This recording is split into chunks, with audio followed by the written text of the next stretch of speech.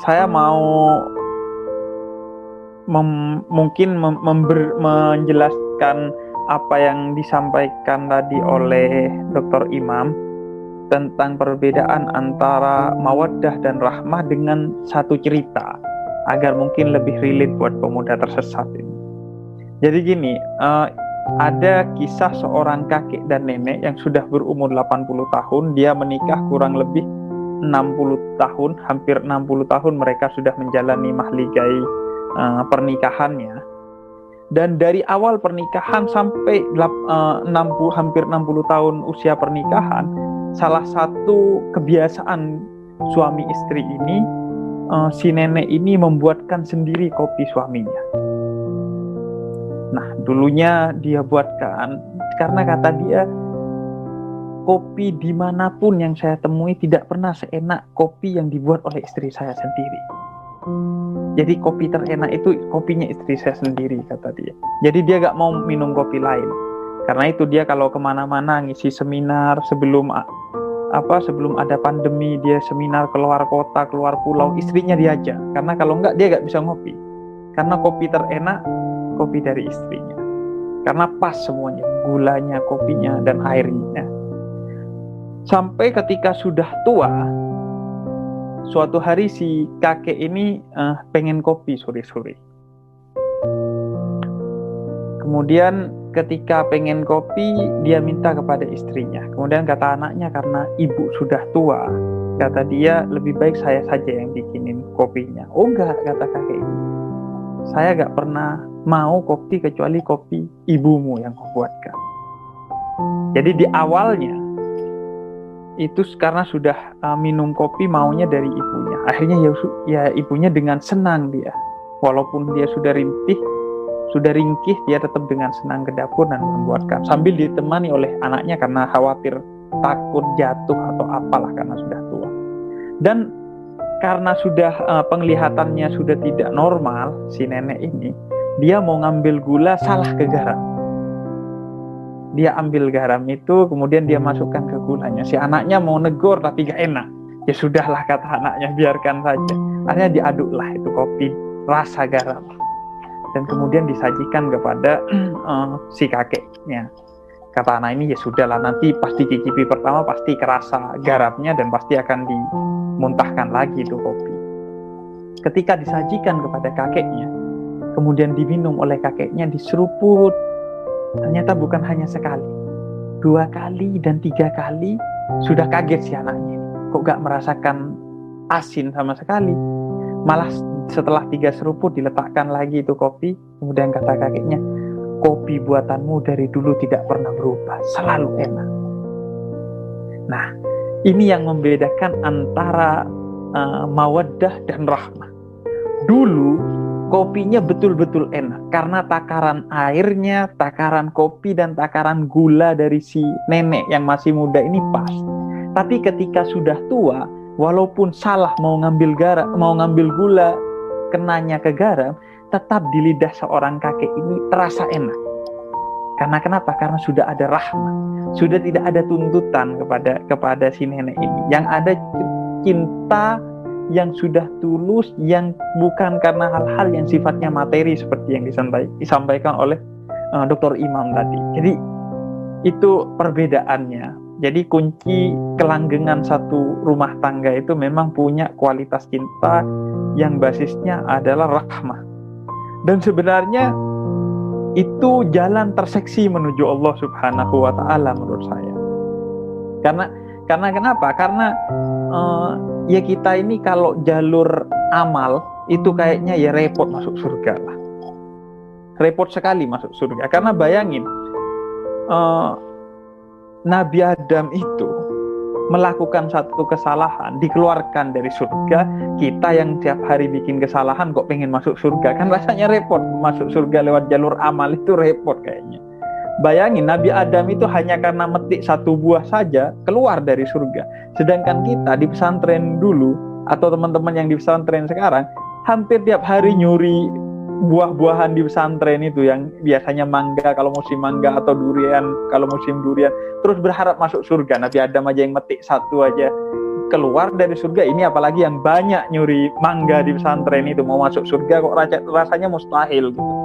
Intinya kalau jalur amal ini kayaknya kita mustahil untuk masuk surga. Jadi paling enak sebenarnya masuk surga itu jalur cinta tadi. Jadi kan sebenarnya mahligai pernikahan itu pendidikan untuk kita mencapai cinta yang paling tinggi, yaitu rahmah. Dan ketika kita sampai kepada cinta paling tinggi, yaitu rahmah, melalui jalinan cinta kita dengan pasangan kita, baik suami dengan istrinya atau istrinya dengan suaminya, berarti dia sudah menjadi sufi. Karena sufi itu menurut para pakar tasawuf adalah yatahallaku bi ahlakillah, berakhlak dengan akhlaknya Allah Subhanahu wa ta'ala, dan memberikan cinta yang tulus yang disebut dengan rahmat itu adalah akhlak utamanya Allah Subhanahu wa ta'ala. Jadi kalau kita mencintai istri kita secara tulus, pokoknya sampai ketika dia buatkan kopi rasa garam tetap rasanya manis di lidah kita, itu kuncinya. Berarti kita sudah puncak sebagai seorang sufi itu. Nah, itu berarti kita sudah berakhlak dengan akhlaknya Allah Subhanahu wa ta'ala. Karena memang akhlaknya Allah yang utama adalah rahmat.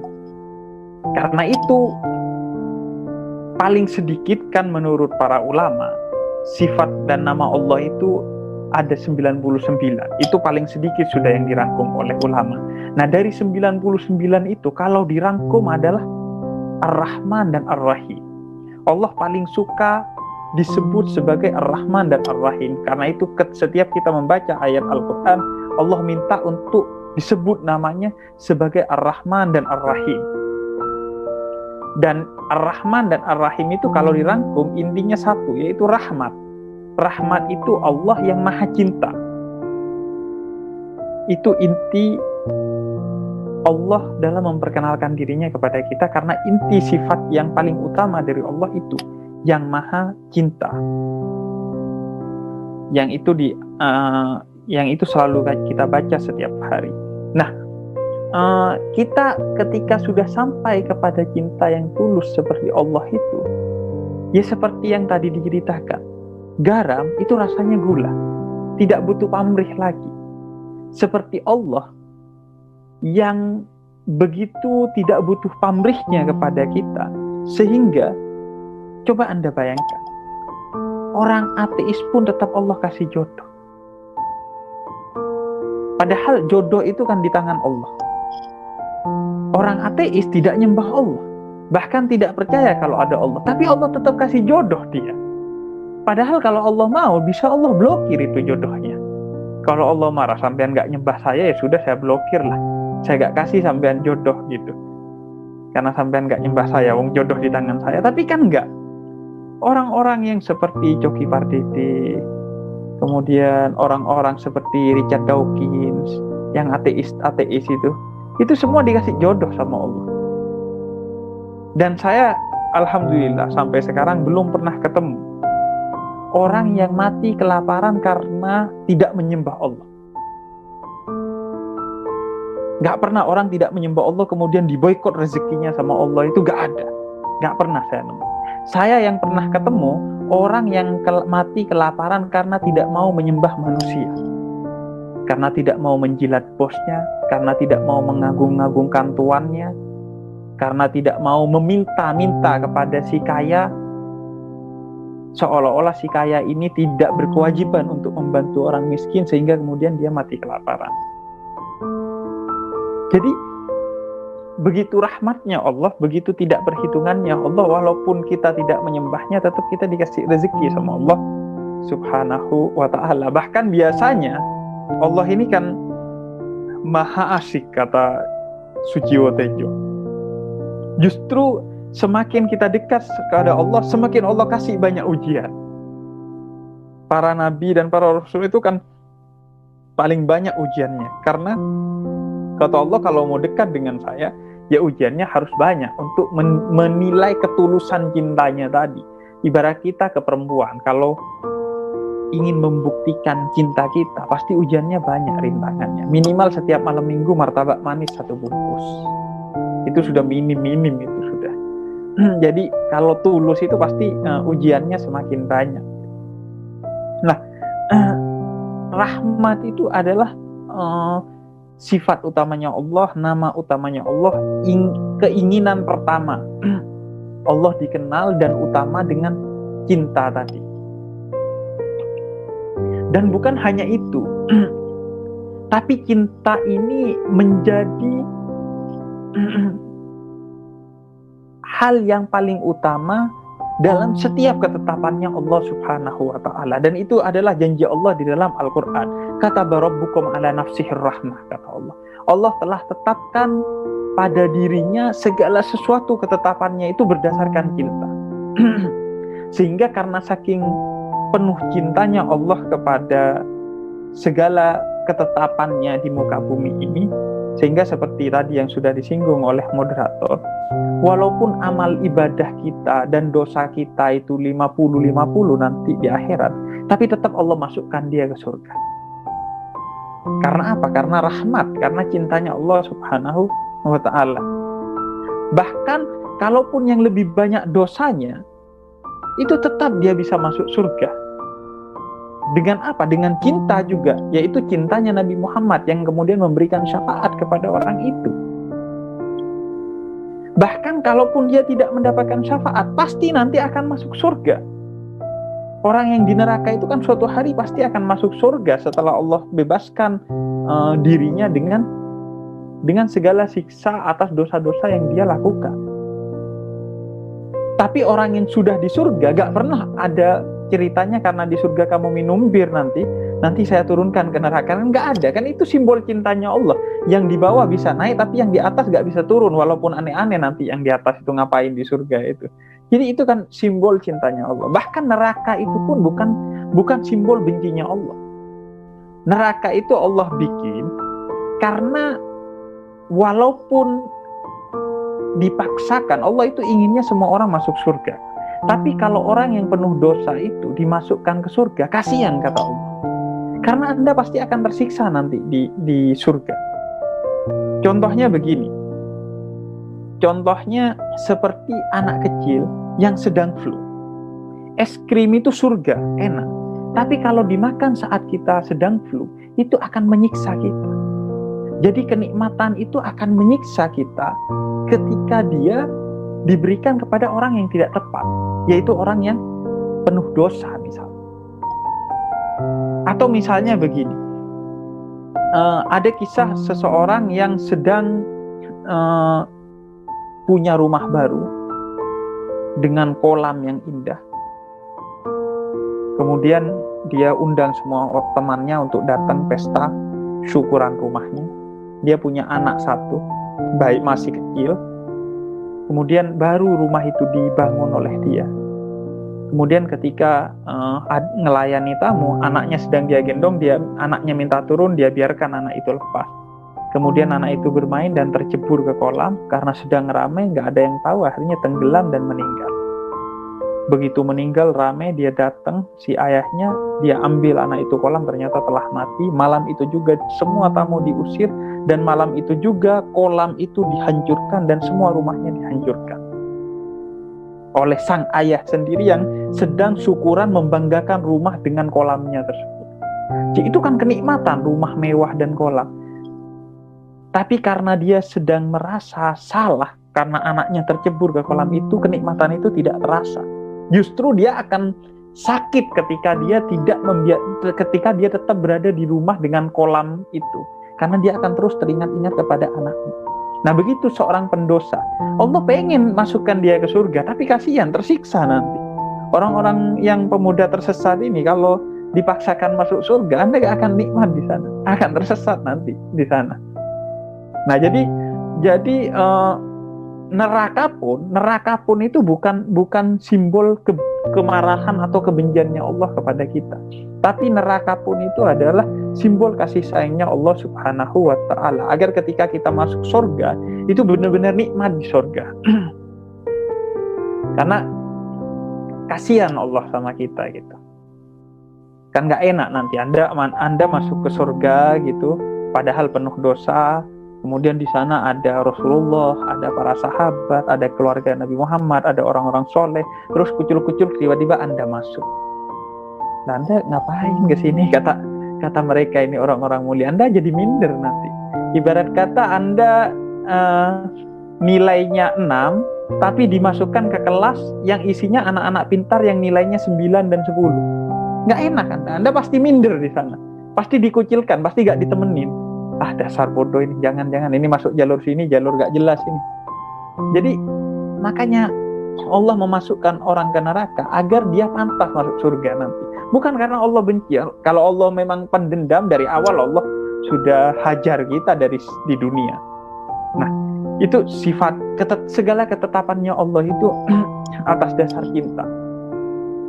Dan ini sebenarnya bukan hanya karena cinta itu Allah katakan bahwa sedari awal kita itu diciptakan dengan cinta oleh Allah Subhanahu wa Ta'ala. Sehingga prinsip cinta ini bukan hanya ada pada Islam atau ada pada orang Islam.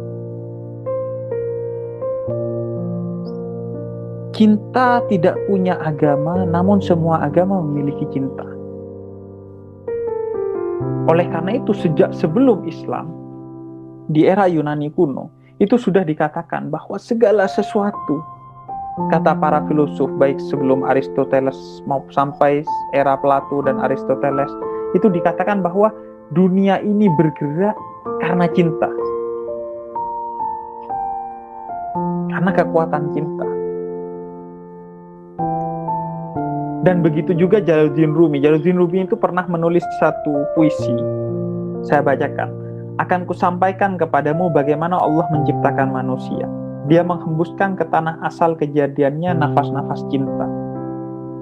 Kusampaikan kepadamu mengapa planet beredar pada garis edarnya. Itu karena singgasananya diliputi pancaran cinta. Kusampaikan kepadamu mengapa angin pagi berhembus segar. Itu karena ia ingin bangun mengecup kembang-kembang cinta.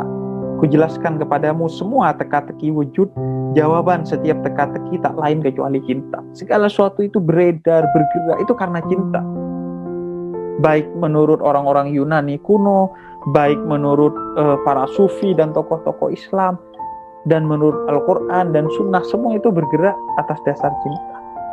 Dan bahkan yang paling simpel saja, soal kita pacaran ini, pergerakan kita saja itu kalau dengan cinta akan berbeda. Misalnya, teman-teman yang di Situbondo itu mencintai seorang perempuan yang berada di Surabaya misalnya, atau di Gresik.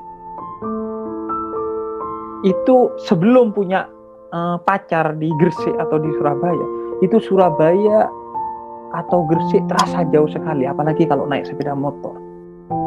Mau pergi ke Gresik atau ke Surabaya untuk menemui temannya, itu hitung-hitungan. Tolak anginnya berapa? Setelah masuk angin nanti beli tolak angin berapa? Belum lagi antalginnya kalau sakit kepala. Belum lagi bensinnya. Wah, gak jadi deh. Coba bulan depan aja. Bulan depan mikir lagi. Akhirnya sampai ketemu Idul Fitri, akhirnya ketemu di kampung. Gak pernah ke Surabaya atau Gresik. Karena yang mau didatangi teman. Tapi begitu setelah Lebaran dapat cem-ceman, dapat pacar di Gresik atau Surabaya, setiap hari dia ke Surabaya naik sepeda motor, gak pakai masuk angin, gak pakai sakit kepala, gak pakai perhitungan. Setiap hari dia pergi ke sana. Itu karena apa? Karena kekuatan cinta. Bahkan sudah mau pulang, di pagar aja bisa 1 jam. Si ceweknya nganter pulang, di pagar itu masih cari-cari alasan dia. Ngomongin ini dan itu, ngalur ngidul. Untuk apa? Untuk memperpanjang lebar karena cinta. Nah, bayangin kalau hubungan kita dengan Allah itu seperti itu, dilandaskan dengan cinta. Bayangkan, rakaat pertama, waladhdallin, amin, bismillahirrahmanirrahim, alif lam mim, 1 juz. Karena kenapa? Ingin berpanjang lebar kepada Allah.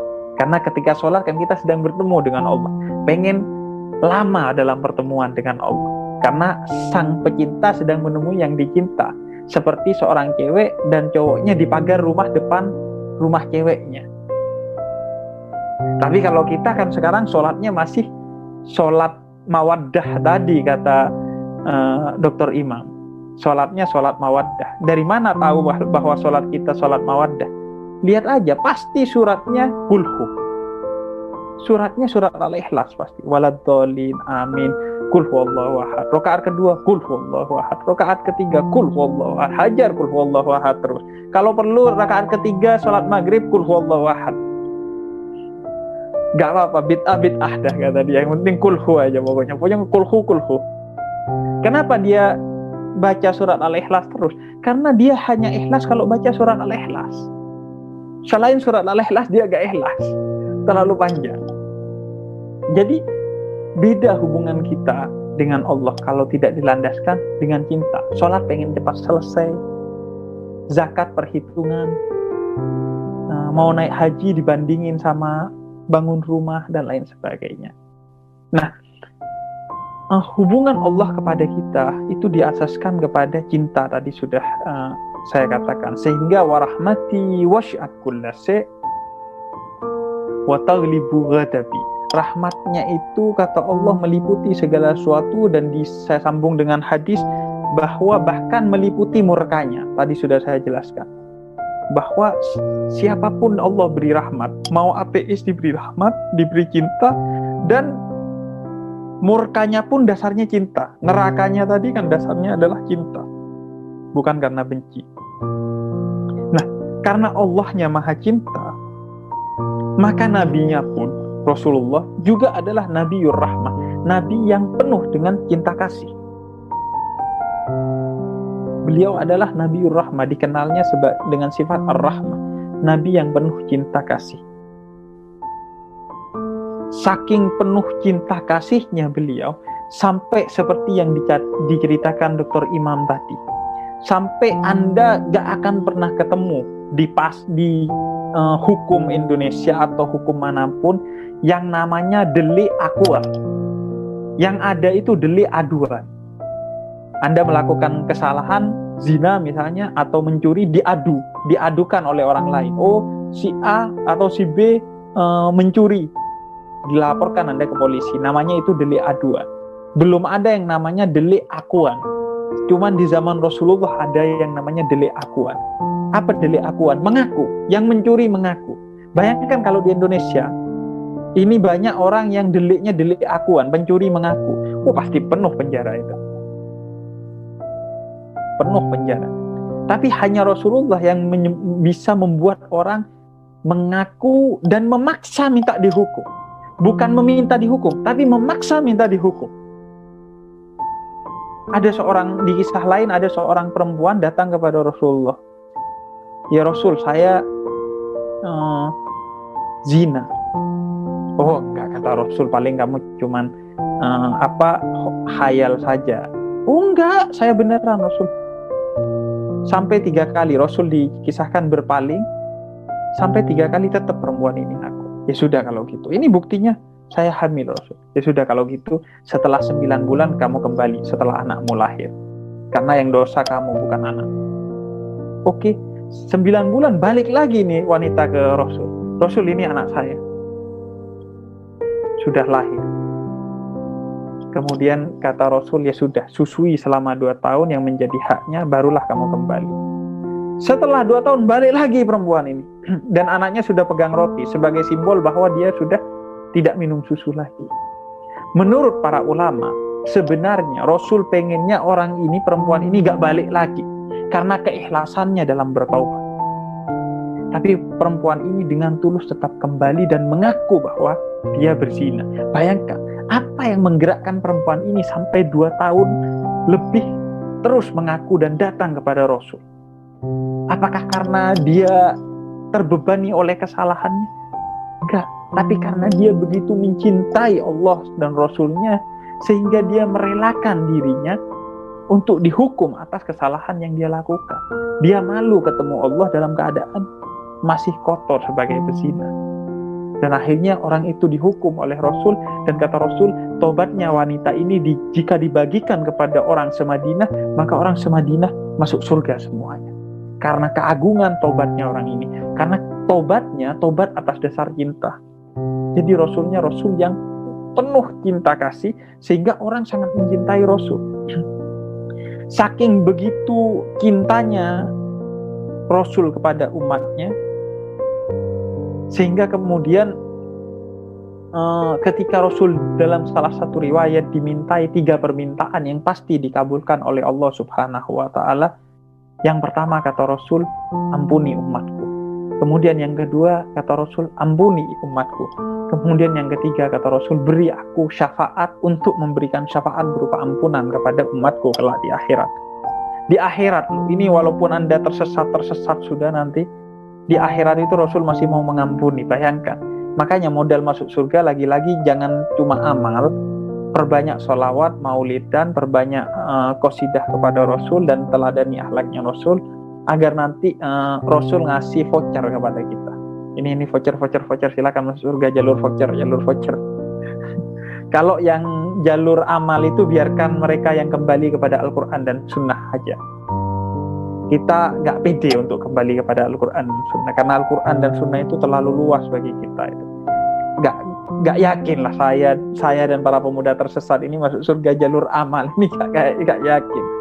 Kita ini kok masuk surga, masuk universitas aja jalur pintu belakang kok, apalagi masuk surga gitu. Masuk universitas aja jalur belakang, masuk SMA Ibrahimi jalur kenal kiainya, apalagi masuk surga ya jalur kenal Rasulullah aja nanti. Ya amal tetap harus dilakukan gitu, jangan ditinggalkan. Nah, itu saking cintanya Rasul kepada umat, kisah di Taif itu sudah begitu mulia. Bagaimana Rasul dilempar batu, Rasul dicaci maki, Rasul diusir, tapi Rasul membalas dengan apa? Dengan doa, mendoakan orang-orang Taif dan melarang Jibril untuk melempar 2 gunung kepada orang-orang Taif agar binasa. Saking cintanya Rasul kepada umatnya, saking beliau adalah seorang yang penuh cinta kasih, sehingga Hindun dan Abu Sufyan yang begitu membenci Nabi, pamannya disembelih, dimakan jantungnya oleh Hindun. Tapi kata Nabi ketika Fathu Makkah, Abu Sufyan katakan, hada yaumul malhamah, ini adalah hari balas dendam Muhammad kepada keluarga kami. Kata Nabi, la hada yaumul marhamah, ini adalah hari cinta kasih. Siapa yang mau selamat masuk ke rumahnya Abu Sufyan. Bukan hanya Abu Sufyan selamat, tapi yang ingin selamat suruh masuk ke rumahnya orang yang membunuh keluarganya Nabi, paman Nabi. Bayangin, itu kalau kita kan, waduh. Bahkan saking cintanya Nabi kepada umatnya, Nabi itu ketika datang seorang, ada yang mengatakan seorang pemuda, di riwayat lain dikatakan seorang nenek tua yang ingin ngasih hadiah ke Nabi. Kemudian dia mengumpulkan anggur yang jatuh di kebunnya. Kemudian dia kumpulkan selama beberapa hari, kemudian dipersembahkan kepada Nabi Muhammad. Akhirnya Nabi Muhammad datang, Nabi, ini saya ingin mempersembahkan kepada Nabi. Kemudian Nabi kan anggur itu tanpa dibagikan ke sahabat. Dan setelah kosong, isinya dikembalikan kepada nenek itu. Terima kasih, kata Nabi, dengan senyum dan wajah yang gembira. Nenek itu senang, keluar pergi karena hadiahnya dimakan oleh Nabi. Kemudian kata sahabat, tumben Nabi makan sendiri nih. Biasanya nggak pernah makan sendiri. Nabi kalau makan biasanya bagi-bagi ke orang lain, ke sahabatnya yang duduk. Ya, kata Nabi, tadi itu anggurnya kecut karena sudah sebagian besar sudah busuk. Tapi tetap saya habiskan sendiri dengan wajah senyum. Saya khawatir kalau saya bagikan kepada kalian, kalian makan kecut, kemudian raut wajah kalian berubah. Orang kan kalau makan kecut manusiawi, berubah, gak enak. Akhirnya akan menyakiti hati nenek itu. Makanya Nabi raut wajahnya aja dijaga, gak mau menyakiti hati orang lain. Karena Nabiur Rahmah, Nabi yang penuh dengan cinta kasih. Kalau kita ada maaf ini, ada sebagian orang yang tekstur wajahnya itu memang nyolot. Sudah dari sononya, cetakannya memang begitu. Teksturnya itu pokoknya kayak nantang terus. Itu sudah begitu, masih gak dihiasi dengan senyum. Nabi aja yang wajahnya sudah ganteng, tampan, indah, itu masih selalu hiasi dengan senyum. Ini ada sebagian orang yang mukanya sudah nyolot, masih gak senyum. Waduh, itu repot, mau masuk jalur surga jalur mana itu nanti orang itu repot nanti. Nah, itu Nabi Muhammad, Nabiur Rahman, Nabi yang penuh dengan cinta kasih.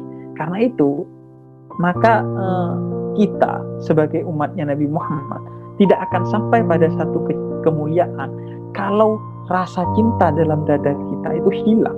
Karena cinta ini sifat utama Allah, sifat utama Nabi Muhammad.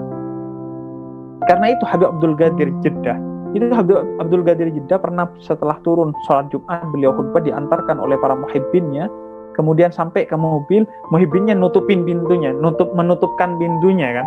Biasa para muhibbinnya itu mengantarkan ihtiroman ke Habib, ditutupkan pintunya. Padahal Habib Abdul Qadir masih pegang bagian atas mobilnya, ditutup aja pintu itu sehingga kejepit tangannya Habib Abdul Qadir. Tapi para muhibbinnya nggak tahu.